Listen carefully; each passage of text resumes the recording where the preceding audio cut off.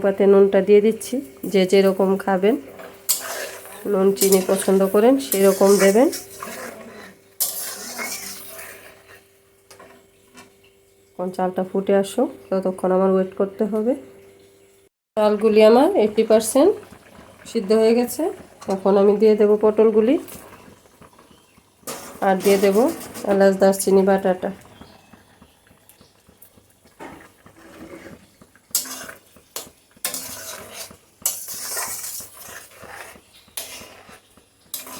বেশি কিন্তু শুকনো রাখবো না,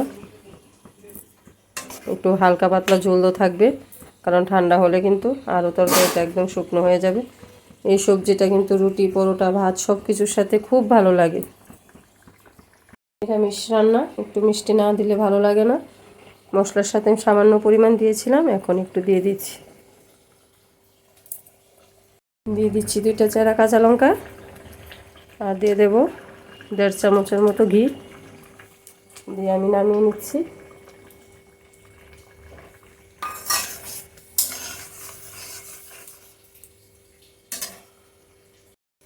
তাহলে দেখুন বন্ধুরা, সার্ভ করে দেখিয়ে দিলাম, কীরকম লাগলো বলুন।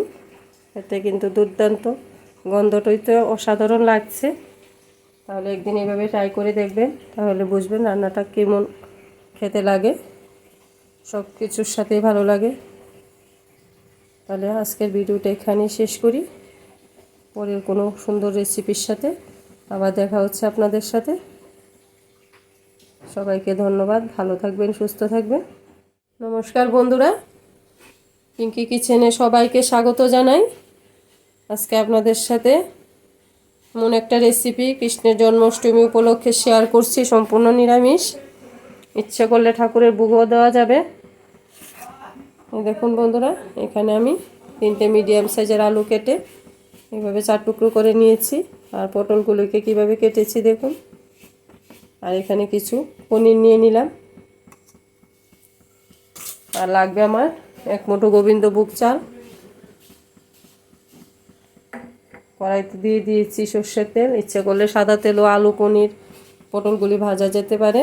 এখানে আদা, জিরে, ধনে, কাঁচা লঙ্কা বেটে নিলাম। এখানে একটু কাজু বাদাম বেটে নিলাম, গোটা তেজপাতা, শুকনো লঙ্কা, এলাচ দারচিনি, লং, গোলমরিচ, আর এখানে এলাচ দারচিনি বাটাটা। তাহলে রান্নাটা শুরু করা যাক।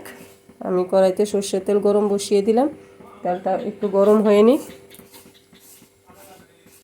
তেলটা গরম হয়ে গেল, একে একে আমি সবগুলি ভেজে তুলে নিচ্ছি। আগে পনিরটা ভাজবো, তারপর আলু পটলগুলি ভেজে তারপর আসছি। দেখুন বন্ধুরা, এই যে আমার আলু, পটল, পনির সবগুলি ভাজা হয়ে গেছে। কড়াইয়ের মধ্যে তেল দিয়ে দিয়েছি, সর্ষের তেল। এখন ফোড়নগুলি দিয়ে দেব। তেল গরম হয়ে গেছে, দিয়ে দিচ্ছি গোটা পাঁচফোড়নগুলি। এলাচ দারচিনি রাজা আছে সব দিয়ে দিলাম।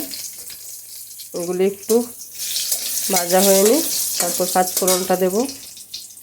দিয়ে দিচ্ছি পাঁচফোড়নগুলি।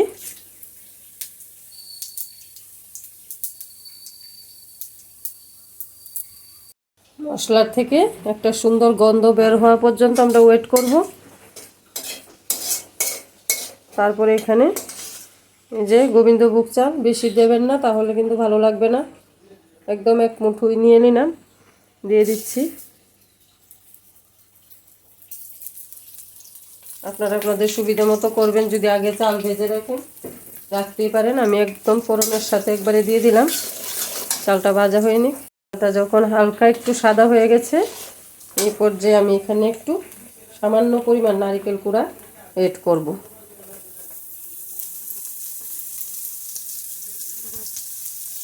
নারকেলটার সাথে চালটা একটু ভাজা হয়ে নেবে, নারকেলটাও তার সাথে একদম ভেজে নেব।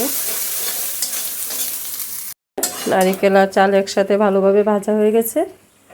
নারকেলের থেকে কিভাবে তেল ছেড়েছে। এই পর্যায়ে আমি এখন মশলাটা দিয়ে দেব। এই যে আদা, জিরে, ধনে, কাঁচা লঙ্কা, সঙ্গে একটু চিনি নিয়ে নিলাম। দারুণ একটা রেসিপি, তার জন্যই আপনাদের সাথে শেয়ার করা। আশা করি সবারই ভালো লাগবে রান্নাটা। খুবই টেস্টি একটা রান্না, আর ঠাকুরের ভোগের জন্য তো একদম পারফেক্ট।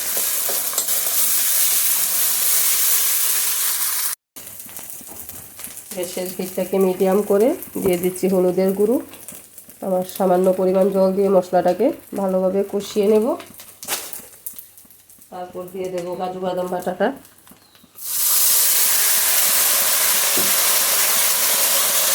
একটু ধৈর্য সহকারে মশলাটাকে কষালে মশলার কালারটাও সুন্দর হবে। মশলা যত ভাজা হবে তরকারির স্বাদ কিন্তু ততই ভালো লাগবে।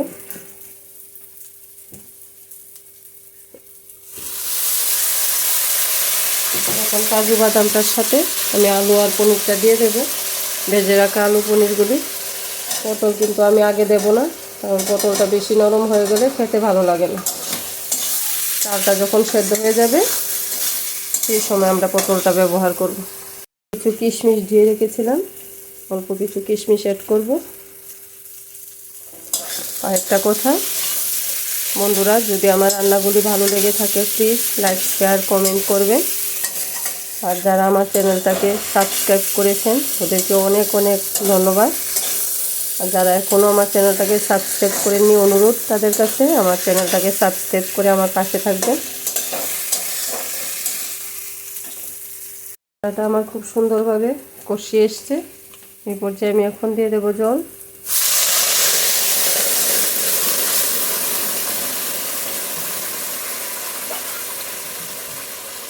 চালটা অল্প পরিমাণ ফুটে আসার অপেক্ষা, জলের অনুপাতে আমি নুনটা অ্যাড করব।